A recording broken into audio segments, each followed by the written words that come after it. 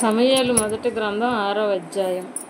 యెహోవా మందసము 7 నెలలు ఫిలిష్తీయుల దేశమందుండిన తరువాత ఫిలిష్తీయులు యాజకులను శకునము చూచువారిని పిలవనంపించి, యెహోవా మందసమును ఏమి చేయుదుము, ఏమి చేసి స్వస్థలమునకు దాన్ని పంపుదుమో తెలియచెప్పుడు అనగా, వారు ఇశ్రాయేలీయుల దేవుని మందసమును పంపివేయనుద్దేశించిన ఎడల ఊరకయే పంపక, ఏ విధము చేతనైనను ఆయన అపరాధార్థమైన బలి అర్పించి అర్పణము చెల్లించి పంపవలెను.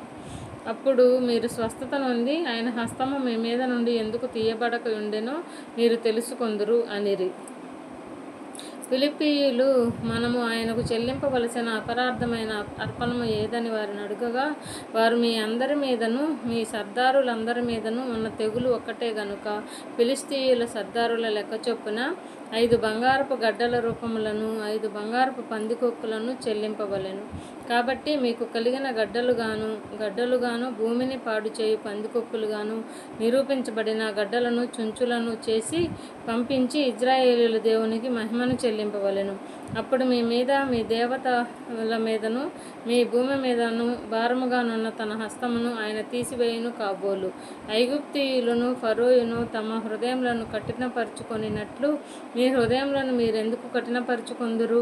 ఆయన వారిలో అద్భుత కార్యములను చేయగా వారు జనులను పోనిచ్చిరి. ఇశ్రాయేలీయులు వెళ్ళిపోయిరి గదా, కాబట్టి మీరు క్రొత్త బండి ఒకటి చేయించి కాడిమోయని పాడి ఆవులను రెంటిని తోలి తెచ్చి బండికి కట్టి వాటి దూడలను వాటి దగ్గర నుండి ఇంటికి తోలి యెహోవా మందసమును ఆ బండి మీదను ఎత్తి అపరాధార్థముగా ఆయనకు మీరు అర్పింపవలసిన బంగారపు వస్తువులను దాని పక్కనే చిన్న పెట్టెలో ఉంచి అది మార్గమున పోవునట్లుగా విడిచిపెట్టుడి. అది బేత్షెమెషుకు పోవు మార్గమున బడి ఈ దేశపు సరిహద్దు దాటిన ఎడల ఆయనే ఈ గొప్ప కీడు మనకు చేసెనని తెలుసుకొనవచ్చు. ఆ మార్గమున పోని ఎడల ఆయన మనలను మొత్తలేదనియు మన అదృష్టవశము చేతనే అది మనకు సంభవించినదనియు తెలుసుకొందుము అనిరి.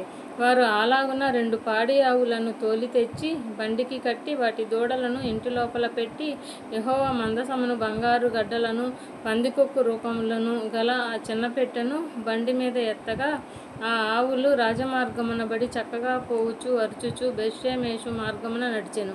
ఫిలిష్తీయుల సర్దారులు వాటి వెంబడియే బేత్షెమెషు సరిహద్దు వరకు పోయిరి. బేత్షెమెషు వారు లోయలో తమ గోదుమ చేలను కోయుచుండిరి. వారు కన్నులెత్తి చూడగా మందసము వారికి కనపడెను. దానిని చూచి వారు సంతోషించిరి.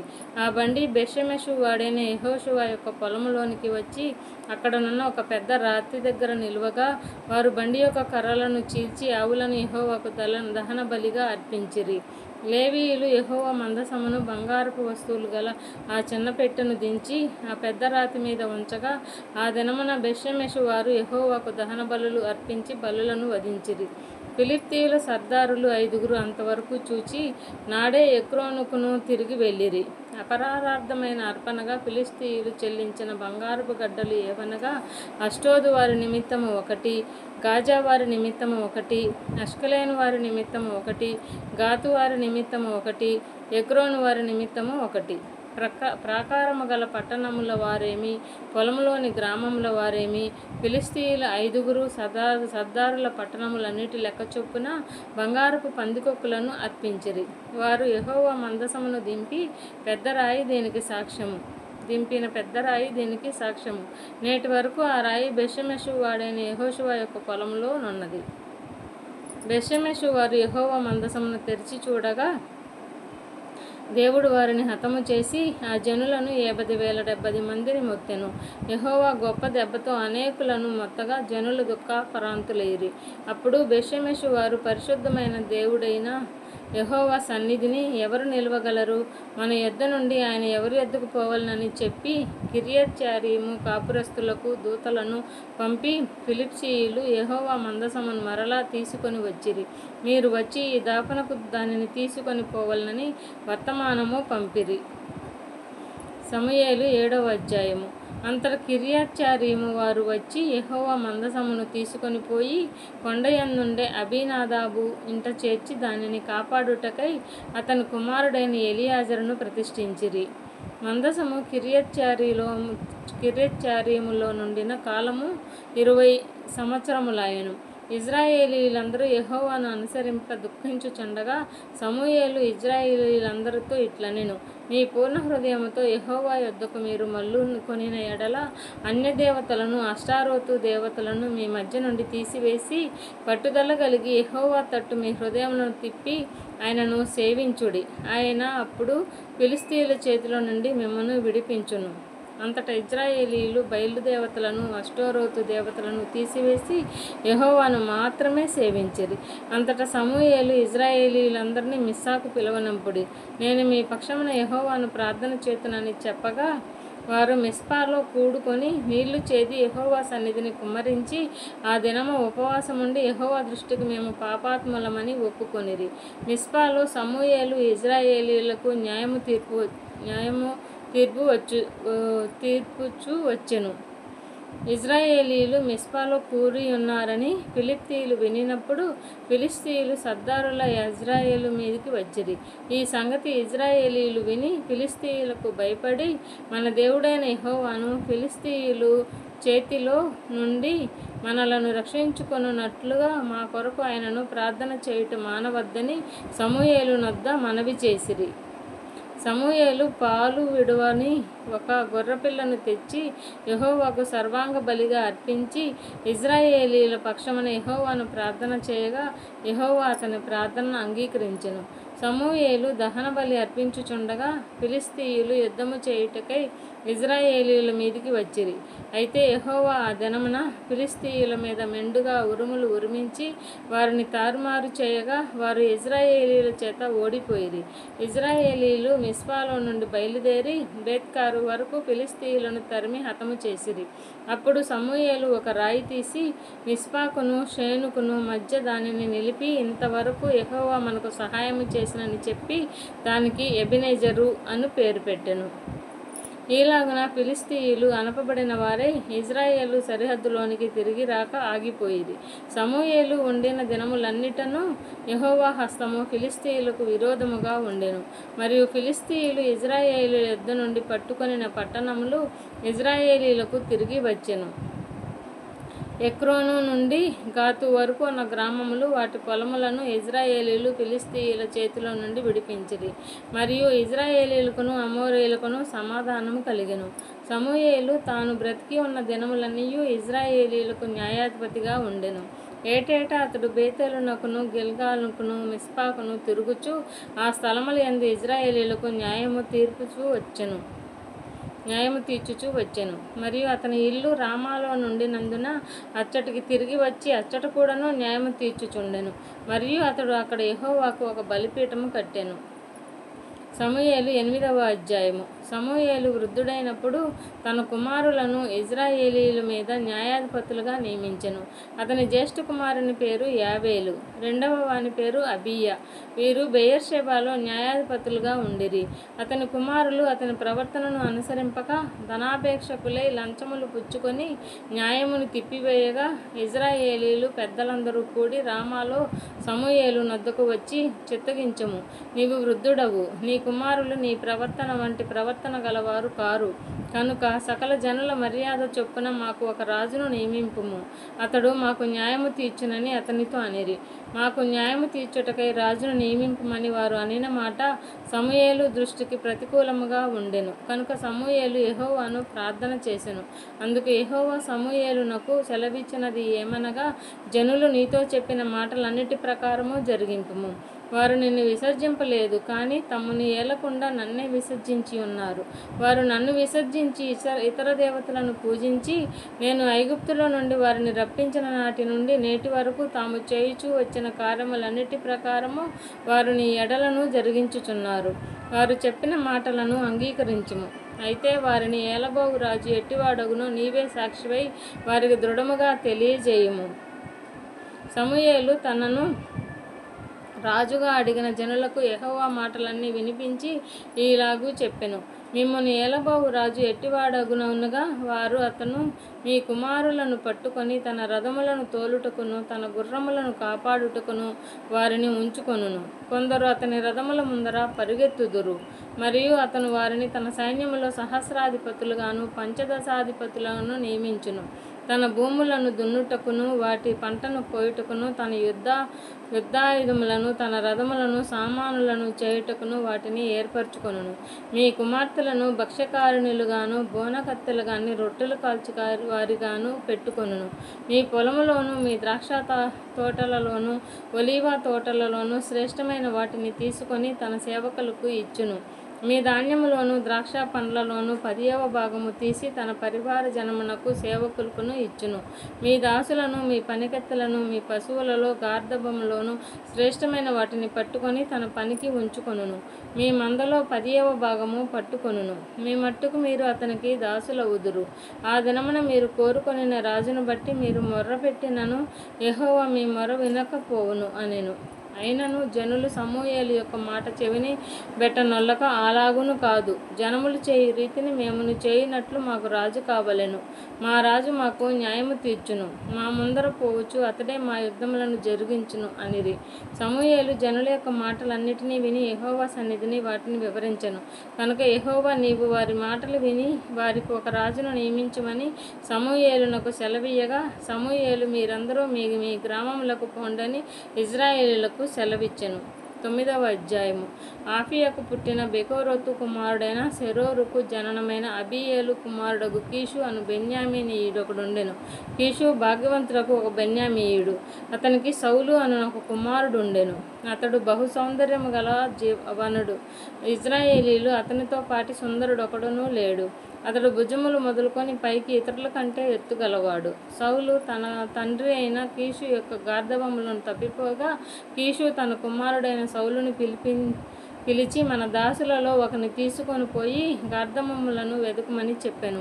అతడు పోయి ఎఫ్రాయిము మన్యము తిరిగి షాలిషా దేశమున సంచరింపగా అవి కనబడలేదు. తరువాత వారు షైలీము దేశమును దాటి సంచారము చేసిరి, కానీ అవి కనబడకయుండెను. బెన్యామీనీయుల దేశము సంచరించి చూడగా అవి దొరకలేదు. అయితే వారు నూపు దేశమునకు వచ్చినప్పుడు మనము తిరిగి వెళ్ళుదము రమ్ము, గార్ధబముల కొరకు చింతింపక నా తండ్రి మన కొరకు విచారపడునేమో అని సౌలు తన యొద్దనున్న పనివారితో అనగా, వాడు ఇడుగో ఈ పట్టణంలో దైవజనుడు ఒకడున్నాడు. అతడు బహుగనుడు. అతడు ఏ మాట చెప్పునో ఆ మాట నెరవేరును. మనము వెళ్ళవలసిన మార్గమును అతడు మనకు తెలియజేయనేమో అని అతని యొద్దకు వెళ్ళుదుము రండని చెప్పెను.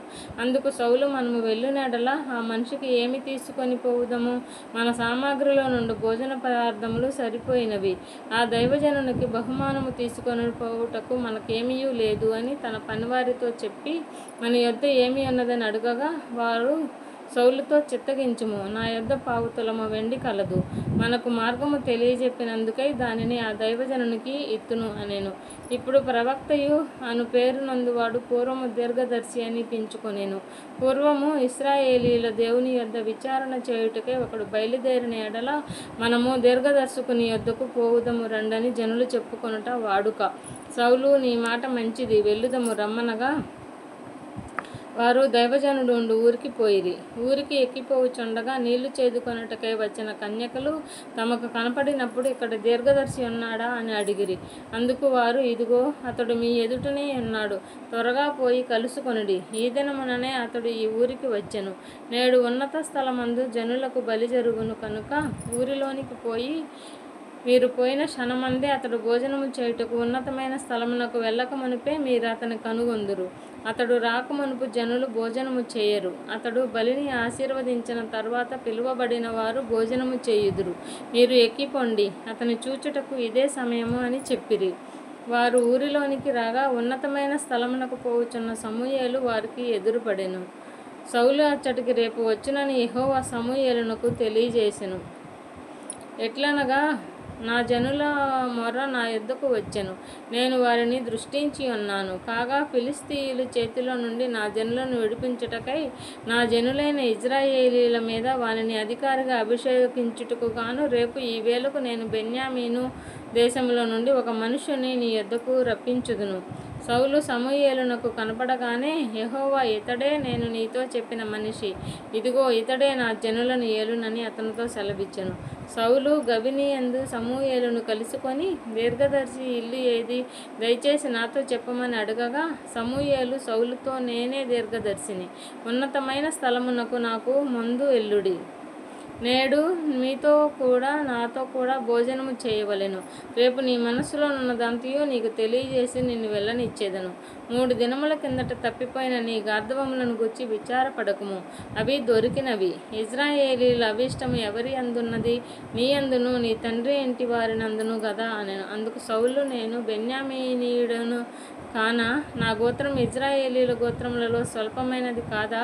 నా ఇంటివారు బెన్యామీను గోత్రపు ఇంటివారు అందరిలో అల్పులు కారా? నాతో ఈలాగున ఎందుకు పలుకుచున్నావు అనెను. అయితే సమూయేలు సౌలును అతని పనివానిని భోజనపు శాలలోనికి తోడుకొని పోయి పిలువబడిన దానిని దాదాపు 30 మందిలో ప్రధాన స్థలమందు వారిని కూర్చుండబెట్టి వచనకర్తతో, నేను నీ దగ్గర నుంచమని చెప్పి నీ చేతికి ఇచ్చిన భాగముని తీసుకొని రమ్మనగా, వచనకర్త జబ్బను దాని మీదనున్న దానిని తీసుకొని వచ్చి సౌలు ఎదుట ఉంచగా, సమూయేలు సౌలుతో ఇట్లనెను, చూడుము, మనము కలుసుకొను కాలమునకై దాచి ఉంచబడిన దానిని నీకు పెట్టి ఉన్నాడు.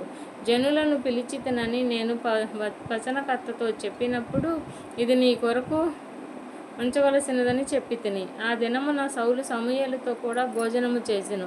పట్టణస్థులు ఉన్నతమైన స్థలము మీద నుండి దిగుచుండగా సమూయేలు సౌలుతో మిద్ద మీద మాటలాడుచుండెను. మరునాడు తెల్లవారునప్పుడు సమూయేలు మిద్ద మీదనున్న సౌలును పిలిచి, నేను నిన్ను సాగనంపుటకై లెమ్ము అని చెప్పగా సౌలు లేచెను. తరువాత వారిద్దరూ బయలుదేరి ఊరి చివరకు వచ్చుచుండగా సమూయేలు సౌలుతో, మనకంటే ముందుగా వెళ్ళుమని ఈ పనివానితో చెప్పుము. దేవుడు సెలవిచ్చినది నేను నీకు తెలియజెప్పు వరకు నీవు ఇక్కడ నిలిచి ఉండుము అనెను. అంతటా వాడు వెళ్ళెను. 10వ అధ్యాయం. అప్పుడు సమూయేలు తైలపు బుడ్డి పట్టుకొని సౌలు తల మీద తైలము పోసి అతని ముద్దు పెట్టుకొని, యెహోవా నిన్ను అభిషేకించి తన స్వాస్థ్యము మీద అధిపతిగా నియమించి ఉన్నాడు అని చెప్పి ఈలాగు సెలవిచ్చెను. ఈ దినమున నీవు నా యొద్ద నుండి పోయిన తరువాత బెన్యామీను సరిహద్దులో సెల్హాహులో నుండు రాహేలు సమాధి దగ్గర 2 మనుషులు నీకు కనబడుదురు. వారు నీవు వెతకబోయిన గార్ధబొమ్మలు దొరికినవి. నీ తండ్రి తన గార్ధబొమ్మల కొరకు చింతింపక నా కుమారుని కొనుగొంటకై నేనేమి చేతునని నీ కొరకు విచారపడుచున్నాడని చెప్పుదురు. తర్వాత నీవు అక్కడి నుండి వెళ్ళి తాబోరు మైదానమునకు రాగానే అక్కడ బేతేలునకు దేవుని యొద్దకు పోవు 3 మనుషులు నీకు ఎదురుపడుదురు. ఒకడు 3 మేక పిల్లలను, ఒకడు 3 రొట్టెలను, ఇంకొకడు ద్రాక్షారసపు తిత్తిని మోయిచూ వత్తురు. వారు నేను కుశల ప్రశ్నలు అడిగి నీకు 2 రొట్టెలు ఇత్తురు. అవి వారి చేత నీవు తీసుకొనవలెను. ఈలాగున పోవుచు ఫిలిష్తీయుల దండు కాపు వారుండు దేవుని కొండకు చేరుదువు. అచ్చట ఊరి దగ్గరకు నీవు రాగానే స్వరమండలము, తంబూర, సన్నాయి, సితారా వాయించు వారి వెనుక ఉన్నతమైన స్థలము నుండి దిగివచ్చు ప్రవక్తల సమూహము నీకు కనపడును. వారు ప్రకటన చేయుచూ వత్తురు. యెహోవా ఆత్మ నీ మీదకి బలముగా దిగివచ్చును. నీవు వారితో కలిసి ప్రకటన చేయుచుండగా నీకు కొత్త మనస్సు వచ్చును. దేవుడు తోడుగా నుండును. కనుక ఈ సూచనలు నీకు సంభవించిన తరువాత నీకు మంచిదని తోచిన దానిని చేయుము. నాకంటే ముందు నీవు గిల్గాలునకు వెళ్ళగా దహన బలులను సమాధాన బలులను అర్పించుటకై నేను నీ యొద్దకు దిగి వత్తును. నేను నీ యొద్దకు వచ్చి నీవు చేయవలసిన దానిని నీకు తెలియజేయు వరకు 7 దినముల పాటు నీవు అచ్చట నిలవవలెను. అతడు సమూయేలు నొద్ద నుండి వెళ్ళిపోవుటకై తిరుగగా దేవుడు అతనికి కొత్త మనస్సు అనుగ్రహించెను. ఆ దినముననే ఆ సూచనలు కనబడెను. వారు ఆ కొండ దగ్గరకు వచ్చినప్పుడు ప్రవక్తల సమూహము అతనికి ఎదురుపడగా దేవుని ఆత్మ బలముగా అతని మీదకి వచ్చెను. అతడు వారి మధ్యను ఉండి ప్రకటన చేయుచుండెను. పూర్వము అతడు నెరిగిన వారందరూ అతడు ప్రవక్తలతో కూడా నుండి ప్రకటించుట చూచి, కీషు కుమారునికి సంభవించినదేమిటి? సౌలును ప్రవక్తలలో నున్నాడా అని ఒకనితో ఒకను చెప్పుకొనగా ఆ స్థలమందుండు ఒకడు వారి తండ్రి ఎవడని అడిగెను. అందుకు సౌలు, ప్రవక్తలలో నున్నాడా అను సామెత పుట్టెను. అంతటా అతడు ప్రకటించుట చాలించి ఉన్నత స్థలమునకు వచ్చెను. సౌలు యొక్క పినతండ్రి అతనిని అతని పనివానిని చూచి, మీరిద్దరూ ఎక్కడికి పోతిరని అడుగగా, అతడు గార్ధబములను వెతకబోతిమి, అవి కనపడకపోగా సమూయేలు నొద్దకు పోతిమని చెప్పినప్పుడు, సౌలు గార్ధబములు దొరికినవని అతడు చెప్పెనని తన పినతండ్రితో అనెను. కానీ రాజ్యమును గూర్చి సమూయేలు చెప్పిన మాటను తెలుపలేదు. తరువాత సమూయేలు మిస్పాకు యెహోవా యొద్దకు జనులను పిలువనంపించి ఇజ్రాయేలీయులతో ఇట్లనెను. ఇజ్రాయేలీయుల దేవుడైన యెహోవా ఈలాగున సెలవిచ్చుచున్నాడు, నేను ఇజ్రాయేలీయులైన మిమ్మును ఐగుప్తు దేశములో నుండి రప్పించి ఐగుప్తీయుల వశములో నుండి మిమ్మను బాధపెట్టిన జనములన్నిటి వశములో నుండి విడిపించితిని. అయినను మీ దుర్దశలన్నిటినీ ఉపద్రవములన్నిటినీ పోగొట్టి మిమ్మను రక్షించిన మీ దేవుని మీరు ఇప్పుడు విసర్జించి మా మీద ఒకని రాజుగా నియమింపమని ఆయనను అడిగి ఉన్నారు. కాబట్టి ఇప్పుడు మీ గోత్రముల చొప్పునను మీ కుటుంబముల చొప్పునను మీరు యెహోవా సన్నిధిని హాజరు కావలెను. ఇజ్రాయేలీయుల గోత్రములన్నిటినీ సమూయేలు సమకూర్చగా బెన్యామీను గోత్రము ఏర్పడెను. బెన్యామీను గోత్రమును వారి ఇంటి కూటముల ప్రకారము అతడు సమకూర్చగా మంద్రి ఇంటి కూటము ఏర్పడెను. తరువాత కీషు కుమారుడైన సౌలు ఏర్పడెను. అయితే జనులు అతను వెతికినప్పుడు అతడు కనపడలేదు. కావున వారు, ఇక్కడికి ఇంకొక మనుషుడు రావలసి అన్నదా అని యెహోవా యొద్ద విచారణ చేయగా, యెహోవా ఇదిగో అతడు సామానులో దాగి ఉన్నాడని సెలవిచ్చెను. వారు పరిగెత్తిపోయి అక్కడి నుండి అతని తోడుకొని వచ్చిరి. అతడు జనసమూహములో నిలిచినప్పుడు భుజములు మొదలుకొని పైకి ఇతరుల కంటే ఎత్తుగలవాడుగా కనబడెను. అప్పుడు సమూయేలు, జనులందరిలో యెహోవా ఏర్పరిచిన వానిని మీరు చూచితిరా? జనులందరిలో అతని వంటి వాడొకడునూ లేడని చెప్పగా, జనులందరూ గొబ్బలు పెట్టుచు రాజు చిరంజీవి యగుగాక అని కేకలు వేసిరి. తరువాత సమూయేలు రాజ్యపాలనా పద్ధతిని జనులకు వినిపించి ఒక గ్రంథమందు వ్రాసి యెహోవా సన్నిధిని దానిని ఉంచెను. అంతటా సమూయేలు జనులందరి వారి వారి ఇండ్లకు పంపివేసెను. సౌలును గిబియాలోని తన ఇంటికి వెళ్ళిపోయెను. దేవుని చేత హృదయ ప్రేరేపణ నొందిన శూరులు అతని వెంట వెళ్ళిరి. పనికి మాలిన వారు కొందరు ఈ మనుషుడు మనలను ఎలాగూ రక్షింపగలడని చెప్పుకొనుచు అతన్ని నిర్లక్ష్యము చేసి అతనికి కానుకలు తీసుకొని రాకుండగా అతడు చెవిటివాడైనట్టు ఊరకుండెను. 11వ అధ్యాయము. అమ్మోనీయుడైన నాహాషు బయలుదేరి యాబేష్గిల్గాదు కెదూరుగా దిగినప్పుడు యాబేషు వారందరూ, మేము నీకు సేవ చేయుదుము, మాతో నిబంధన చేయమని నాహాషుతో అనిరి. ఇజ్రాయేలీయులందరి మీదకి నింద తెచ్చునట్లు మీ అందరి కుడికన్నులను ఊడదీయుదునని మీతో నేను నిబంధన చేసేదనని అమ్మోనీయుడైన నాహాషు యాబేషు వారి పెద్దలతో చెప్పగా, వారు, మేము ఇజ్రాయేలు సరిహద్దులన్నిటికీ దూతలను పంపుటకై 7 దినములు గడువు మాకిమ్ము. మమ్మను రక్షించుటకు ఎవరనూ లేకపోయిన ఎడల మమ్మను మేము నీకప్పగించుకొనెదము అనిరి. దూతలు సౌలు గిబియాకు వచ్చి జనులకు ఆ వర్తమానము తెలియజెప్పగా జనులందరూ బిగ్గరగా ఏడ్చిరి. సౌలు పొలము నుండి పశువులను తోలుకొని వచ్చుచు జనులు ఏడ్చుటకు హేతువేమని అడగగా, వారు యాబేషు వారు తెచ్చిన వర్తమానము అతనికి తెలియజేసిరి. సౌలు ఆ వర్తమానము వినగానే దేవుని ఆత్మ అతని మీదకి బలముగా వచ్చెను. అతడు అత్యాగ్రహుడై ఒక కాకి ఎడ్లను తీసి తునకలుగా చేసి ఇజ్రాయేలీల దేశంలోని నలుదిక్కులకు దూతల చేత ఒక కాడి ఎడ్లను తీసి తునకలుగా చేసి ఇజ్రాయేలీల దేశంలోని నలుదిక్కులకు దూతల చేత వాటిని పంపి సౌలుతోనూ సమూయేలుతోనూ చేరకుండు వాడెవడో వాని ఎడ్లను నేను ఈ ప్రకారముగా చేయుదునని వర్తమానము చేసెను. అందువలన యెహోవా భయము జనుల మీదకి వచ్చెను కనుక ఒకడైనను నిలవకుండా వారందరూ వచ్చిరి. అతడు బెజకులో వారిని లెక్కపెట్టగా ఇజ్రాయేలు వారు 3 లక్షల మందియు యూదావారు 30,000 మందియు అయిరి. అప్పుడు రేపు మధ్యాహ్నములోగా మీకు రక్షణ కలుగునని యాబేష్గిల్గాదు వారితో చెప్పుడని వచ్చిన దూతలతో ఆజ్ఞనిచ్చి వారిని పంపివేశెను. దూతలు పోయి యాబేషు వారికి ఆ వర్తమానము తెలుపగా వారు సంతోషపడిరి. కాబట్టి యాబేషు వారు నాహాషు యొక్క దూతలతో ఇట్లనిరి, రేపు మేము బయలుదేరి మమ్మను అప్పగించుకొందుము. అప్పుడు మీ దృష్టికి ఏది అనుకూలమో అది మాకు చేయవచ్చును. మరునాడు సౌలు జనులను మూడు సమూహాలుగా చేసిన తరువాత వారు తెల్లవారు సమయమున దండు మధ్యను జొచ్చి మధ్యాహ్నములోగా అమ్మోనీయులను హతము చేయగా వారిలో మిగిలిన వారు ఇద్దరేసి కూడి పోజాలకుండా చెదిరిపోయిరి. జనులు, సౌలు మనలను ఏలునా అని అడిగిన వారేరి? మేము వారిని చంపునట్లు ఆ మనుషులను తెప్పించుడని సమూయేలుతో అనగా, సౌలు, నేడు యెహోవా ఇశ్రాయేలీయులకు రక్షణ కలుగజేసెను కనుక ఈ దినమున ఏ మనుషుని మీరు చంపవద్దు అనెను. మనము గిల్గాలునకు వెళ్ళి రాజ్య పరిపాలనా పద్ధతిని మరలా స్థాపించుకొందుము రండని చెప్పి సమూయేలు జనులను పిలువగా, జనులందరూ గిల్గాలునకు వచ్చి గిల్గాలులో యెహోవా సన్నిధిని సమాధాన బలులను అర్పించి యెహోవా సన్నిధిని సౌలునకు పట్టాభిషేకము చేసిరి. సౌలును ఇశ్రాయేలీయులందరూ అక్కడ బహుగా సంతోషించిరి.